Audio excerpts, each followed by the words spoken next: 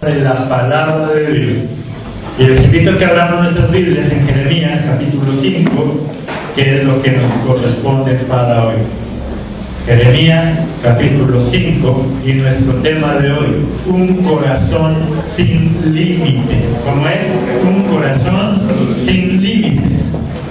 A pesar de nuestra imperfección, a pesar de que nosotros ofendemos constantemente a Dios, que todos los días estamos haciendo cosas que a Dios no le agradan. Uno, porque cometemos maldades, y otro, porque simplemente no hacemos lo que nos toca hacer. Recuerde que pecado también es hacer lo que yo sé que tengo que hacer. Aquel que sabe lo que tiene que hacer y no lo hace, para Dios es un pecado. Y por lo tanto constantemente estamos ofendiendo a Dios. Pero Dios tiene un corazón muy, pero muy grande. Dios tiene un corazón sin límites, donde Él puede amar sin límites, donde Él tiene tanto amor y tanto amor para nosotros, que a pesar de que nosotros le fallamos, a pesar de que nosotros constantemente estamos ofendiéndolos, Él sigue amándonos. Él tiene un corazón sin límites para perdonar. Él perdona nuestros pecados cuando nosotros nos humillamos de corazón, cuando nosotros lo buscamos de corazón. Entonces Él es bueno y maravilloso. Su corazón no tiene límites y puede perdonarnos. Y Él por eso nos enseña a nosotros también a perdonar. La vida feliz en nosotros no es aquella vida donde nadie nos ofende, donde nadie hace algo en contra nuestra. Una vida feliz es donde yo aprendo a perdonar. Eso me hace feliz. Una vida que aparentemente no hay problemas, no hay dificultades, muchos caen hasta en la rutina. ¿De qué sirve el bien si no hay un mal para compartir? ¿De qué sirve un superhéroe si no hay enemigos con quien pelear? ¿Y de qué sirve tener en mi corazón amor si no tengo a quien perdonar? Si no tengo a quien darse. Por lo tanto, Dios tiene un corazón sin límites, un corazón grande donde cabemos todos nosotros y donde Él siempre está dispuesto a darnos una nueva oportunidad. Dios siempre está dispuesto a darnos una nueva oportunidad. Nosotros los seres humanos somos los que creemos que debemos estar rodeados de personas que nunca nos fallen y por eso nunca estamos dispuestos a dar otra oportunidad. Dios sabe que su pueblo es imperfecto, que nosotros somos pecadores y que fallamos. Y por eso en su corazón sin límites siempre está dispuesto a darnos una nueva oportunidad. Pero también se enoja, pero también muchas veces se llena de ira. Y en esta ocasión el pueblo de Dios estaba pasando dificultades, estaba a punto de ser destruido. Miremos ahí en Jeremías, en el capítulo 6, el versículo 2. ¿Qué dice ahí? Destruiré a la bella y delicada hija de Sión. Había tomado una decisión, ¿y cuál era? Destruir a Sión. Destruir aquella bella ciudad y aquella delicada ciudad. Aquella ciudad que él amaba, pero que había tomado la decisión de destruirla. Había tomado la decisión también de castigarla. Ahí en el versículo 6 del mismo capítulo 6, ¿qué nos dice? Porque así dijo Jehová de los ejércitos: cortad árboles y levantad vallado contra Jerusalén. Esta es la ciudad que ha de ser castigada. Toda ella está llena de violencia. Dios había tomado una determinación y era castigar a su pueblo, destruir a su pueblo. Dios tiene un gran corazón. Dios tiene un corazón sin límites. Pero no podemos rebosarnos tampoco. Pero no podemos abusar de su amor. Porque muchas veces nosotros lo que hacemos es abusar del amor de Dios. Las demás personas tienen amor y van a perdonarnos, y nosotros también perdonamos a nuestros hijos, nuestra esposa, nuestro esposo. Pero esa nueva oportunidad no significa que yo tenga que pasar esos límites. Jesucristo nos ama, Jesucristo está dispuesto a perdonarnos. Jehová de los ejércitos está dispuesto a cambiar nuestra vida por algo mejor, pero no podemos abusar de Él tampoco. No podemos abusar de ese amor sin límites que Él tiene para nosotros. Y tenemos que buscarle de corazón. Dios había decidido castigar a su ciudad. Dios había decidido entonces destruir a su pueblo. ¿Qué le pasó a ese pueblo? ¿Por qué estaba en esa situación? ¿Por qué ahora iba a tener que soportar un castigo? ¿Por qué iba a tener que soportar tal vez la destrucción de ellos mismos? Primero, se volvió terco, un pueblo terco. Jeremías 5, el versículo 3, la parte A, dice: oh Jehová, no miras tus ojos a la verdad, los azotaste y no les dolió, los consumiste y no quisieron recibir corrección, los azotaste y no les dolió, se volvieron ¿qué? Necios, tercos, se hicieron tercos. Dios los azotaba y a ellos no les dolía. Como cuando un hijo se vuelve terco, el papá lo puede corregir y él que dice: no me dolió, no me dolió. Se vuelve terco y por donde mete la cabeza no la quiere sacar, y le están advirtiendo y no quiere escuchar, y sabe que va camino a la destrucción y no quiere cambiar. Dios es bueno, Dios tiene un amor sin límites, pero Él nos advierte. El problema es que a veces nos volvemos necios, nos volvemos tercos. Dios no quería destruir en totalidad a su pueblo, le advertía, pero ellos se volvieron, ¿qué dicen? Tercos. Dios los corregía, Dios los azotaba, y ¿qué dicen? A ellos no les dolía. Ya no les dolía.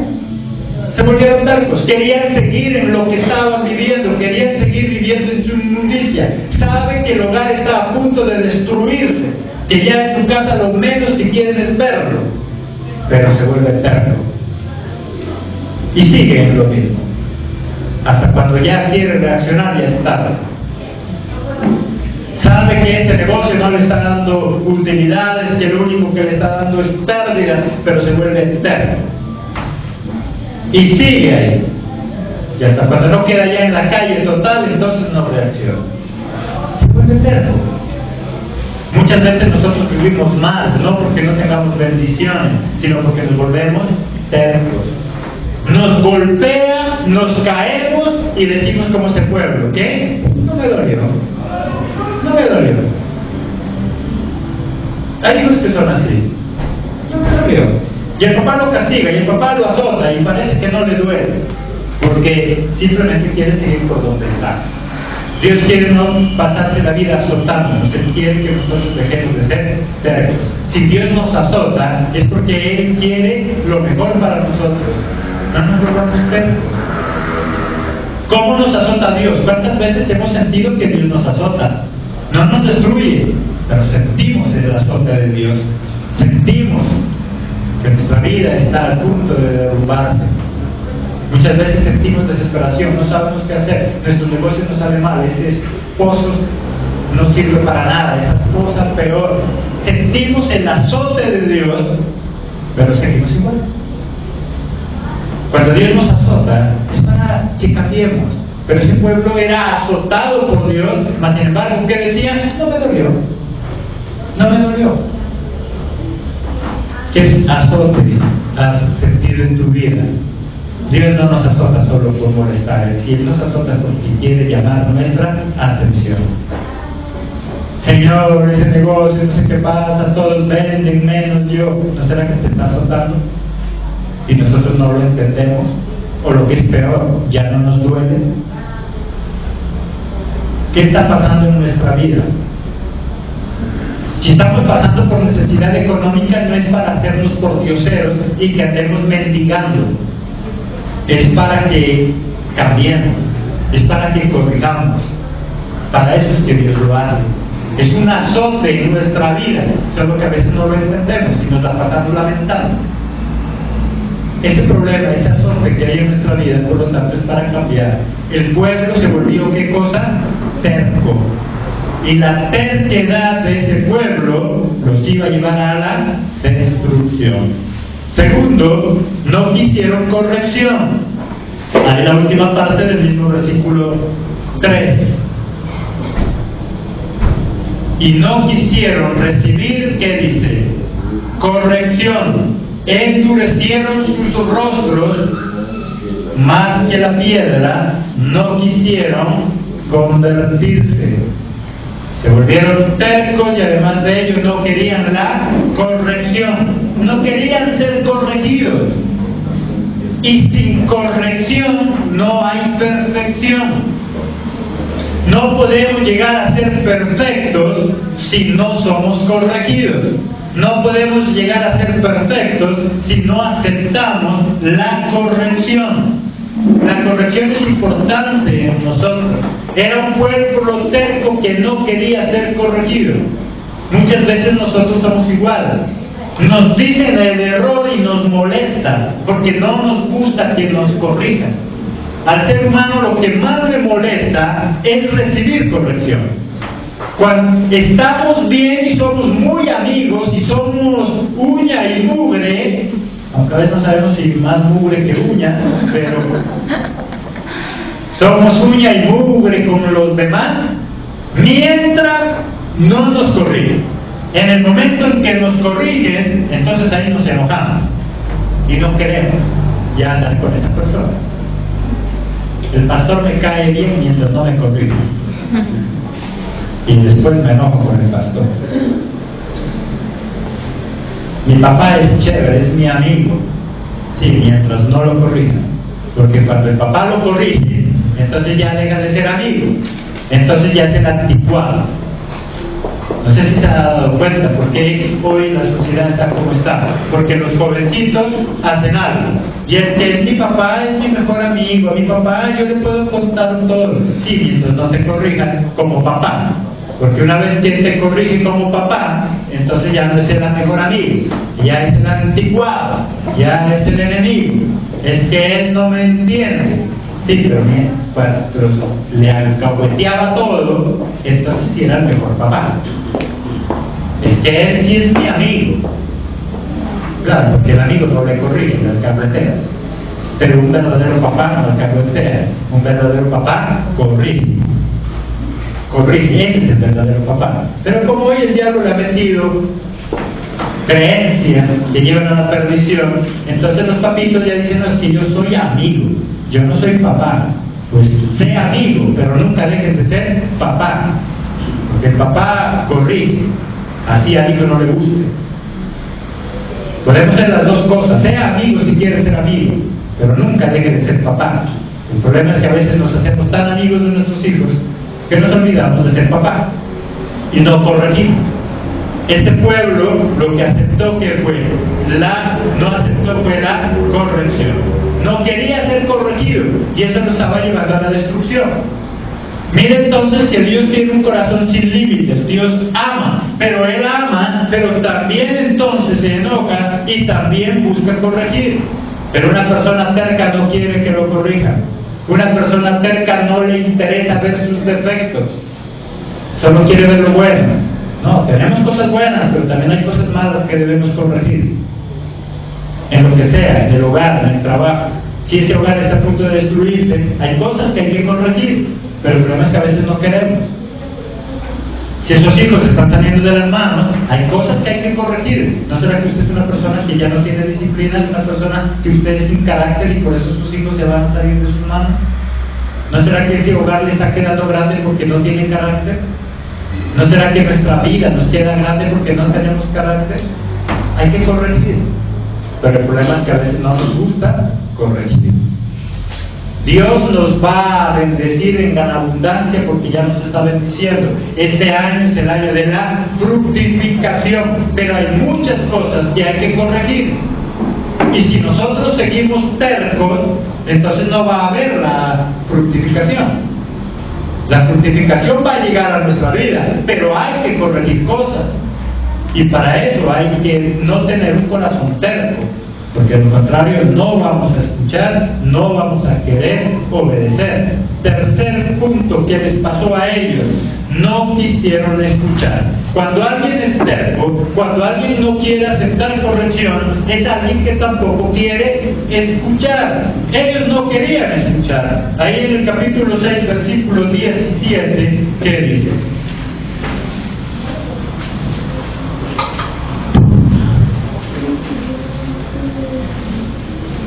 Puse también sobre vosotros atalayas que dijesen, escuchad el sonido de la trompeta, y dijeron ellos, ¿qué dijeron? No escucharemos. Y les puse atalayas, les mandé personas que le adviertan, mandé sacerdotes, mandé pastores que conocían tal vez la verdad, pero dijeron, no escucharemos. No quería escuchar. Y cuando nosotros no queremos escuchar, difícilmente podemos avanzar. Si nosotros no queremos escuchar, difícilmente vamos a corregir. ¿Cómo puede corregir si no quiere escuchar? Este pueblo, ¿cuál era el problema entonces? No querían escuchar. No querían escuchar. Esta mañana tal vez Jesucristo quiere hablar a tu corazón y te está diciendo que si ese hogar está en problemas es porque hay cosas que tienes que corregir. Si esa relación de pareja, de novio, de esposo que tienes está pasando problemas, es porque hay algo que hay que corregir. Pero tú tomas la decisión si escuchas o no escuchas. Ese pueblo no quiso escuchar y por eso estaba camino a la destrucción. Camino a la destrucción. Cuando nosotros nos congregamos, lo que hacemos es buscar la palabra de Dios para que Él nos corrija. El problema de la iglesia moderna y falsa es que solamente se congrega para escuchar, ver y sentir lo que le agrada. Milagros, milagros y nada más, pero no corrección. Este pueblo, ¿por qué ya no escuchaba la corrección y por qué había decidido no escuchar? Porque no amaban la palabra de Dios. ¿Cómo uno puede escuchar la palabra de Dios si no la ama? Es necesario amar la palabra y entonces puede escuchar. En el capítulo 6, versículo 10, ¿a quién hablaré y amonestaré para que oigan? He aquí que sus oídos son incircuncisos y no pueden escuchar. He aquí que la palabra de Jehová le es cosa que vergonzosa y sobre todo que no la aman. No aman la palabra de Dios. No aman la palabra de Jehová. Y entonces, ¿cómo pueden escucharla? ¿Cómo pueden escuchar la palabra de Dios si tienen oídos que dicen incircuncisos, que no todavía tienen cosas que los vuelven sordos? Para yo dejarme guiar por Dios, debo entonces ¿qué? Amar la palabra. Este pueblo, ¿por qué estaba a punto de ser destruido? Porque se volvió terco, porque no querían escuchar. ¿Y por qué no querían escuchar? Porque no amaban la palabra. No amaban la palabra de Dios. Hay personas que no aman la palabra de Dios, quieren los milagros de Dios, pero no la palabra de Dios, porque la palabra de Dios me corrige, mientras que los milagros solo me hacen contento en ese momento. Si está enfermo solo quiere ser sano, y si no tiene plata lo que quiere es plata, pero someterse a la palabra, eso es lo que no le gusta. No le gusta. En esta palabra, en esta Biblia, en esta iglesia he leído la Biblia. No, mejor yo me voy a buscar otra donde hagan milagros nomás. Sí, porque a nosotros nos gusta una iglesia donde solo se hable de milagros, donde solamente se hable de prosperidad, pero no de palabra. Porque como la palabra corrige, y eso es lo que a nosotros no nos gusta. A nosotros no nos gusta eso. Nosotros queremos un milagro, pero queremos seguir viviendo igual. Dicen que este pueblo ya no escuchaba la palabra. ¿Por qué razón? Porque no amaba la palabra. Y esta palabra hay que amarla. Si yo amo esta palabra, yo voy a madrugar a buscarla. Solamente cuando yo amo algo, estoy con esa persona en mi mente. Cuando usted ama a alguien, usted siempre está pensando en ella. ¿A qué hora se va a encontrar con ella? ¿A qué hora se va a ver con ella? Porque ama a esa persona y se le convierte en una necesidad. Y si yo amo la palabra, se convierte en una necesidad. Cada mañana yo voy a querer estar escuchándola. Cada mañana me voy a aprender de la Biblia. Pero cuando no amo, le da igual. Dice, este pueblo no podía escuchar porque no amaba la palabra. Y Dios quiere que nosotros como soldados de Jesucristo seamos amadores de la palabra. Solo así puedo ser hacedor de la palabra. ¿Cómo puedo ser hacedor de la palabra si no la amo? ¿Cómo puedo hacer algo que no amo? Es difícil. Por eso el Espíritu de Dios lo que quiere es darnos amor por la palabra. Que amemos la palabra. Que cada domingo, cada jueves diga yo, Señor, voy a congregarme para oír tu palabra. Porque tengo hambre de tu palabra. Y entonces nuestra vida va a ser transformada. Y hay algo grave, y es que al que desprecia la palabra, Dios también desprecia su oración. Si yo no escucho la palabra, Él tampoco a mí me escucha. Ese es el gran problema. ¿Qué dice ahí en Proverbios 28:9?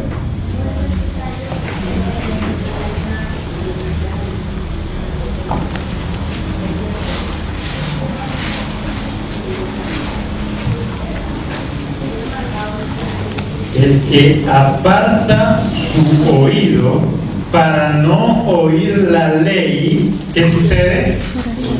Su oración también es abominable. Aquel que aparta su oído de la palabra, de la ley, también su oración, para mí, que dice Jehová, es abominable. Si tú no amas mi palabra, yo tampoco quiero oírte. Si tú no quieres oírme, yo tampoco quiero oírte. Y así es de sencillo. Dice, si tú no quieres oírme, yo tampoco quiero oírte. Porque él no va a escuchar a alguien que no quiere escucharlo a él. Eso pasará con nosotros igual. Si usted tiene un hijo, pero ese hijo le dice, papá, usted no me habla, yo no quiero hablar con usted. Y al rato le diga, papá, es que quiero que me dé tanta plata porque necesito. Entonces dice, amigo, si usted no quiere oírme, pues tampoco entonces me pida. Porque solamente me busca cuando me quiere pedir, pero cuando yo le hablo, entonces le molesta. Hay hijos que les molesta que sus papás les hablen. Lo único que no les molesta es la chequera. Eso sí no les molesta.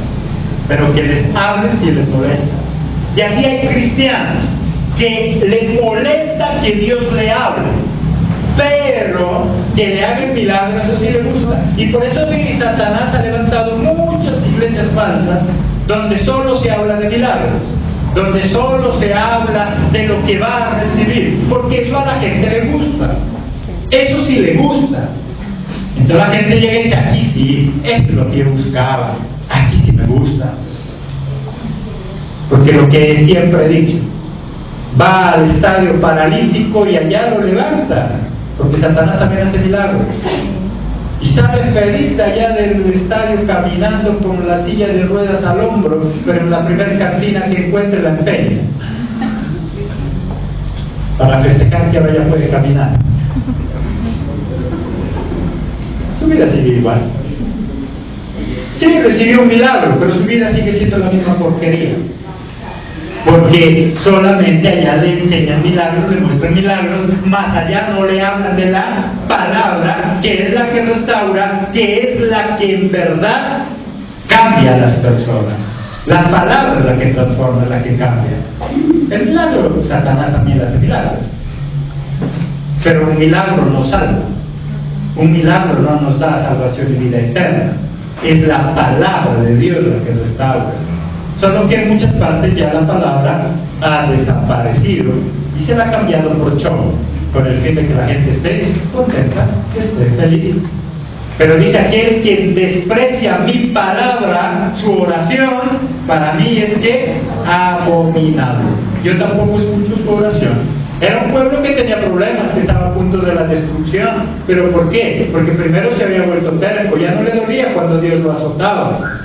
Segundo, no querían la corrección, les molestaba la corrección. Tercero, no querían escuchar. La razón por la cual no querían escuchar, no amaban la palabra.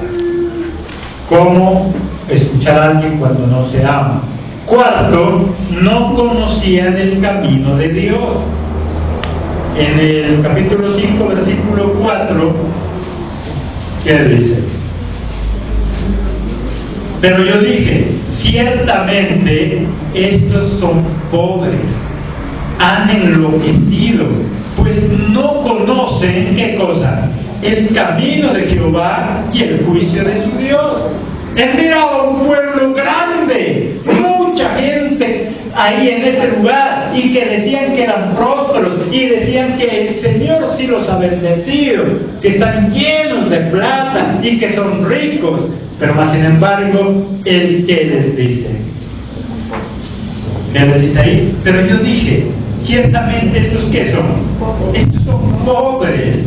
¿Qué han hecho? Han enloquecido. Estos no son más que unos pobres locos que se creen ricos. Pero no conocen, ¿qué dice? El camino de Jehová. No conocen el camino de Jehová. Qué tristeza que Dios llegue a una iglesia de 10,000 personas y todos creyéndose ricos, y que Él les diga, estos para mí no son más que pobres que han enloquecido, que son locos. ¿Y por qué eran pobres y locos para Dios? Porque han perdido el camino, porque no conocen el camino. Y cuando alguien no conoce el camino, está perdido. Cuando alguien no conoce el camino, no sabe para dónde va. Cuando alguien no conoce el camino, no tiene un propósito definido en su vida. Cuando alguien no conoce el camino, no tiene una meta. Y no solamente en lo espiritual, sino en lo secular, en su vida. Debo tener un propósito claro, debo tener una meta definida en su hogar. Tal vez Dios nos ve desesperados, orando y pidiéndole que Dios cambie mi hogar, pero nos mira y dice, estos sí no son más que pobres y locos, porque no conocen mi camino. Si conocieran mi camino, su hogar sería diferente. Si conocieran mi camino, su vida sería diferente. Pero dice, estos no son más que locos que se creen ricos, pero no son más que unos pobres, pues no conocen mi camino. Es verdaderamente rico para Dios aquel que conoce su camino, más que el dinero. Hoy en día el cristiano moderno solo busca ver los bolsillos llenos, y eso es todo. Pero Dios dice, para mí no es más que un pobre. Si no conoce mi camino, podrán tener el bolsillo lleno de dinero, para mí no es más que, ¿qué dice ahí? Un pobre. Y fuera de eso, se me ha zapado un tornillo, está loco, porque no conocen mi camino, que es el que nos lleva a esa vida de restauración, a esa vida verdadera. Pero ¿cómo ese pueblo estaba perdido? Si tenía líderes, si tenía pastores, si tenía personas que los guiaran, ¿por qué ellos estaban perdidos entonces? Ahí en el versículo 5, ¿qué nos dice? 5:5. Y de a los grandes, en otra versión dice a los líderes, a los pastores, y les hablaré, porque ellos sí conocen el camino de Jehová, el juicio de Dios. Pero ¿cuál es la sorpresa? Pero ellos también quebraron el yugo, rompieron las coyuntas. Iré a los líderes, porque ellos sí deben conocer el camino. Pero cuando va Jehová y dice, pero es que estos tampoco lo conocen. Ciegos, guiando ciegos. Pero ¿cómo mi pueblo puede conocer la verdad si sus pastores ya no lo conocen? ¿Cómo mi pueblo puede conocer la Biblia si mis pastores ya no la leen? ¿Cómo puede conocer el pueblo la verdad? ¿Cómo este hogar puede ser restaurado si el cabeza de hogar está perdido? La esperanza de esa familia es el papá, que es la cabeza, y la mamá, que también es esa otra cabeza. Pero si el papá está perdido, ¿qué podría pasar? ¿Qué esperanza? Ahí sí, como dicen afuera, qué peligro, se emborrachó la policía.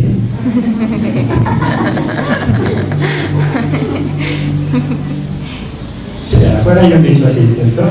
Qué peligro, se emborrachó la policía. Imagínense todos los policías borrachos ahí. Peligro. Y aquí mismo dice, qué peligro con este pueblo. Si sus líderes no conocen el camino, ¿para dónde guían? qué peligro con este cristianismo moderno, si los pastores se han especializado en armar show, espectáculos, pero no conocen nada de la verdad y no conocen nada de la palabra. ¿Para dónde guiar a ese pueblo? A punta de espectáculos no entran al cielo. A punta de espectáculos su vida no cambia. Recibirá un milagro, porque Dios es misericordioso. Recibirá un milagro, porque Satanás también hace milagros. Pero que vaya al camino real, grave. Con tanto pastor ciego, con tanto líder ciego, el futuro del cristianismo no es el mejor. No es el mejor. Yo iré a los grandes, iré a los que sí saben, pero la sorpresa es que ellos tampoco saben. Están más perdidos todavía que los demás. Quinto punto entonces. O veamos algo ahí sobre los líderes, porque no hay ciego que aquel que no quiera ver, sordo que aquel que no quiera oír. Ahí en el mismo capítulo 5, versículo 21, ¿qué dice? Oíd ahora esto, pueblo necio y sin corazón, que tiene ojos, pero ¿qué pasa? Pero no ven, y que tienen oídos y no oyen. No hay peor sordo que el que no quiere oír. No hay peor ciego que el que no quiere ver. Pero, ¿cómo podrían entonces guiar si no querían ver? Si no querían aprender.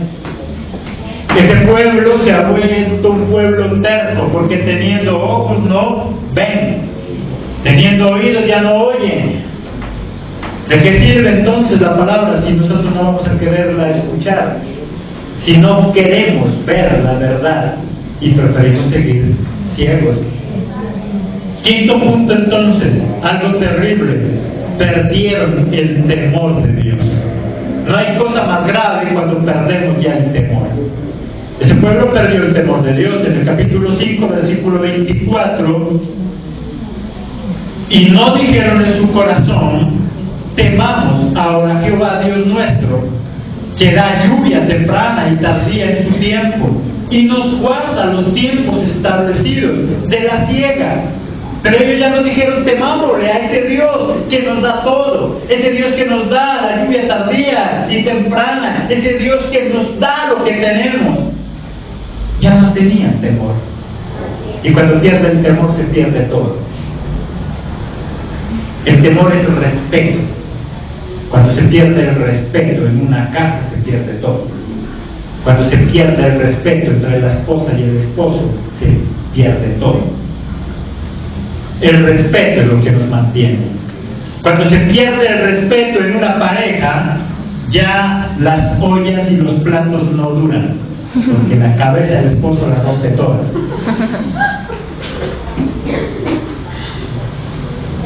Cuando se pierde el respeto en un hogar, la esposa no necesita maquillaje para los ojos, tiene sombra natural. Se los negrean a la fuerza. Le economiza cosas, claro, pero no es lo bueno. Porque se pierde el respeto. Cuando se pierde el respeto, entonces ya no hay palabras de amor, solamente hay palabras que dañan. Entre más se quiera mejor, entre más se insulte mejor. Y lo triste, este pueblo perdió el temor a quién, a Dios. El que le daba la lluvia temprana, el que le daba la bendición, se volvió desagradecido. Una persona desagradecida pierde el temor, pierde el respeto. Ellos mismos reconocen: Dios nos da la lluvia, nos da todo lo que necesitamos, sin embargo ya no hay temor. Y eso es lo que el pueblo de Dios está perdiendo, el temor. Hay mucha gente que cree, pero no teme. Hay mucho cristiano que cree que Dios hace milagros y por eso lo busca, porque sabe que Dios hace milagros. La cuestión no está tanto en creer o no creer. Hoy en día hay miles, millones de personas que creen, pero cada vez menos personas que temen a Dios. El problema no está en creer. Hay gente que dice, qué bendición, pero es que hay iglesias por todo lado, hay gente que cree por todo lado. Lástima que no encontramos gente por todo lado que le teman a Dios. Dice, este pueblo ya no me teme. Y a veces nosotros mismos nos dejamos confundir. Ay, pastor, es que ¿qué será? Es que lo que pasa, ¿no será que cambiemos de estrategia y mejor traigamos revistas de Condorito? Porque miren que la iglesia no se llena del todo. Y tenemos que llenar la iglesia. No, a mí Dios no me eligió para llenar solo la iglesia, sino para enseñar la verdad. Amén. ¿Qué sacamos con tener la iglesia a reventar si no le tememos a Dios? Amén.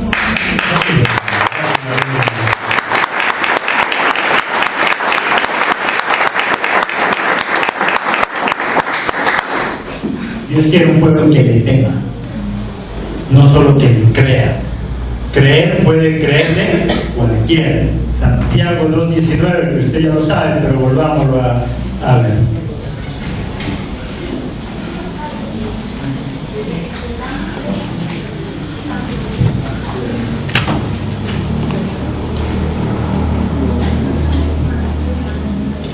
Santiago 2:19.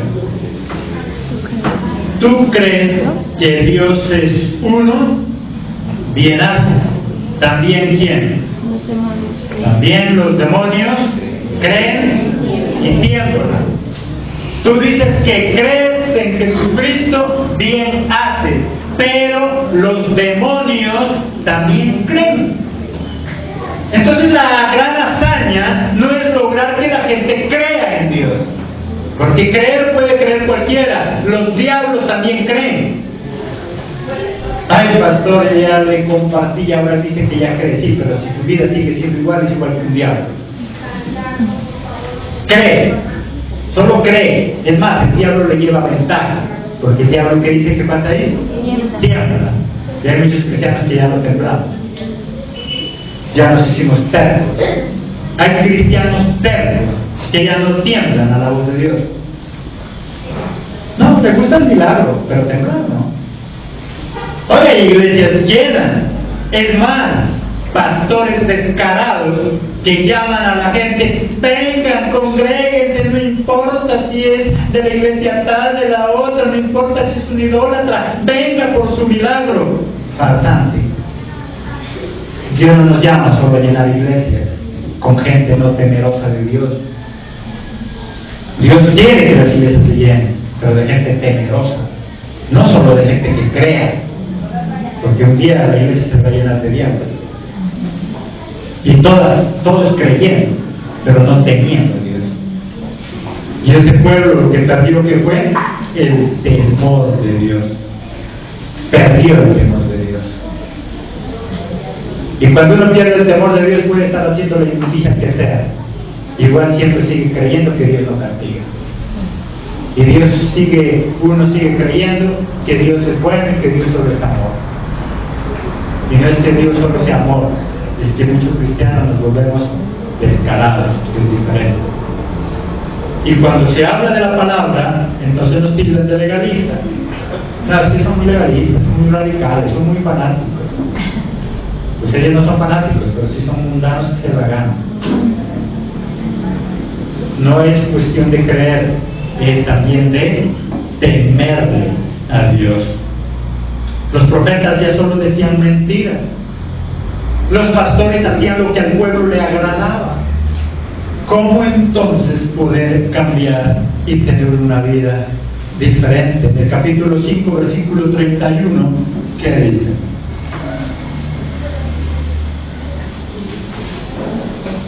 Los profetas profetizaron ¿qué? Mentira. Y los sacerdotes dirigían por manos de ellos. Y mi pueblo así lo quiso. ¿Qué pues haréis cuando llegue el fin? Lo triste es que los profetas de Dios estaban diciendo que mentiras, y los sacerdotes se guiaban por ellos, por los mentirosos, porque querían tener al pueblo como contentos. Querían tener al pueblo contento. ¿Qué será cuando llegue el fin? Porque la cuestión no es hoy. Hoy puede bailar en una pata de estar contento. La cuestión es cuando venga Cristo. Porque ahorita estamos en el tiempo de la gracia y Dios no está condenando a nadie. Por eso dice, ahorita vivan así, pero ¿qué será cuando venga el fin? ¿Qué será cuando venga Cristo? Ahorita podemos estar felices, llenos de milagros, pero condenados, porque cuando venga Cristo, ahí es el problema. ¿Qué pasará entonces con este pueblo que sus profetas dicen mentiras y que los pastores guían de acuerdo a lo que les dicen esos mentirosos? Hay muchas iglesias que se han armado de profetas para que el profeta le diga mentiras al pueblo y el pastor guiar de acuerdo a las mentiras de ese profeta, y así tener a la gente contenta, así tener a la gente feliz. Pero ¿qué va a pasar? Dice ahí, cuando venga el fin. ¿Qué va a pasar? Ahorita tal vez la estrategia le funciona y las iglesias se llenan, pero ¿qué va a pasar cuando venga el fin? ¿Qué va a pasar cuando Cristo venga a tomarnos cuentas? Ahí es donde habrá el rechinar de día. Dice, Dios es un Dios maravilloso que siempre nos da oportunidades. Pero ¿qué tenemos que hacer? Primero, arrepentirnos. Capítulo 6, versículo 26. Hija de mi pueblo, cíñete de cilicio y revuélcate en ceniza. Ponte luto como por hijo único, llanto de amargura, porque pronto vendrá sobre nosotros el destruidor. Arrepiéntete. Échate cilicio, ceniza, llora, clama, dice, porque pronto va a venir el destruidor. Porque pronto vendrá el tiempo del fin. Arrepiéntete, dice. Si yo quiero tener una vida agradable y entrar en ese corazón sin límites que tiene Dios, que dice, arrepentámonos.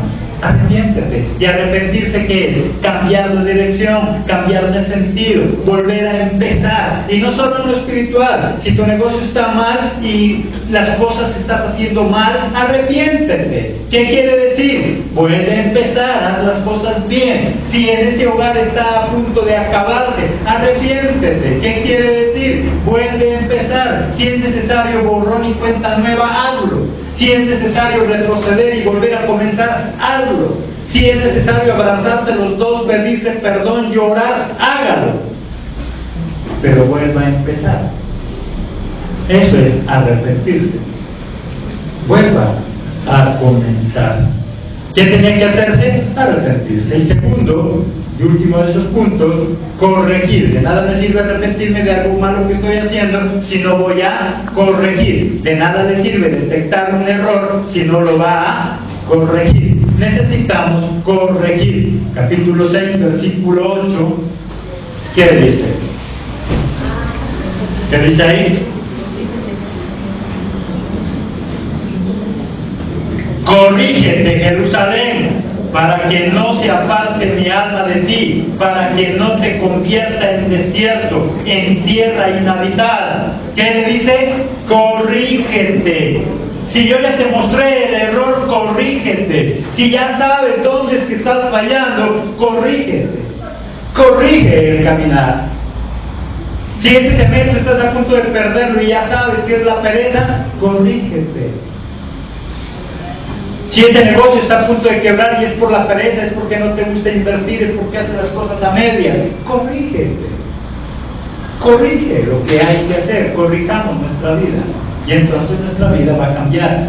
Dios es un Dios maravilloso, tiene un corazón sin límites. Él, mire que la intención de él era acabar con ese pueblo, mas sin embargo le dice corrígete. Yo te voy a acabar y te voy a destruir, pero ¿qué dice él? Corrígete. Arrepiéntete y corrígete. La misericordia de Dios es grande. Mire que para salvar a Sodoma y a Gomorra se necesitaba de cuántas personas que estén orando. 10 personas. Se necesitaba de 10 personas mínimo para salvar esa ciudad. No encontró ninguno. Pero Dios es tan bueno y es tan misericordioso que en lugar de ir aumentando sus exigencias, es más complacido y va mermando. Como un buen padre. Los hijos mayores son los que llevaron padre, pero a los menores les va haciendo, ya no están exigiendo. Y Dios nos ama tanto que a los primeros les exigía 10 mínimo para salvarlos. Pero Dios es tan bueno que a nosotros nos exige menos. Ahí en el capítulo 5, versículo 1, ¿qué dice?